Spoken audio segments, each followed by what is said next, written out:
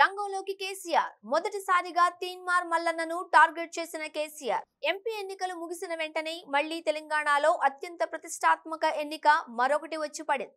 అదే వరంగల్, నల్గొండ, ఖమ్మం పట్టభద్రుల ఎమ్మెల్సీ ఎన్నిక. బీఆర్ఎస్ ఎమ్మెల్యేగా ఎన్నికైన పల్లా రాజేశ్వర్ రెడ్డి రాజీనామా చేయడంతో మరోసారి ఎమ్మెల్సీ ఎన్నికల హడావిడి మొదలైంది.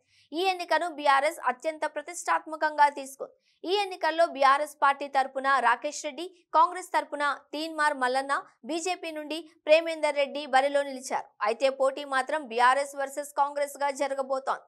కారణం, గత ఎన్నికల్లో ఈ సీటు గెలిచిన బీఆర్ఎస్ పార్టీ అదే ఎన్నికల్లో రెండో స్థానంలో నిలిచిన తీన్మార్ మల్లన్న మరోసారి బరిలో ఉన్నారు.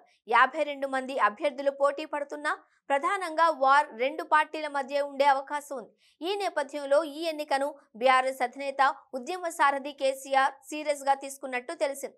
ఆల్రెడీ ఇది బీఆర్ఎస్ సీటు కావడం, ప్రధాన ప్రతిపక్షంగా మండలిలో గట్టిగా ప్రభుత్వాన్ని ప్రశ్నించే అవకాశం దొరకడం ఒక కారణమైతే, ఇన్నాళ్లు బీఆర్ఎస్ పార్టీకి కేసీఆర్ కు కంట్లో నలుసుగా ఉన్న తీన్మార్ మల్లన్నను ఎట్టి పరిస్థితుల్లోనూ గెలవకుండా చూడాలన్న వ్యూహం కూడా ఇందులో ఉన్నట్టు సమాచారం. ఈ రోజు కేసీఆర్ సారథ్యంలో 3 జిల్లాల నాయకులతో కేసీఆర్ సమావేశం నిర్వహించనున్నారు. అలాగే ఈ ఎన్నికలకు ఎమ్మెల్యే పల్లా రాజేశ్వర్ రెడ్డిని ఇన్ఛార్జిగా నియమించనున్నారు. పూర్తిగా పల్లా సారథ్యంలో వ్యూహ రచన చేస్తున్నట్లు సమాచారం. జిల్లాల వారీగా, ముఖ్యమైన ప్రాంతాల వారీగా ఇన్ఛార్జీలను కూడా నియమిస్తున్నారు.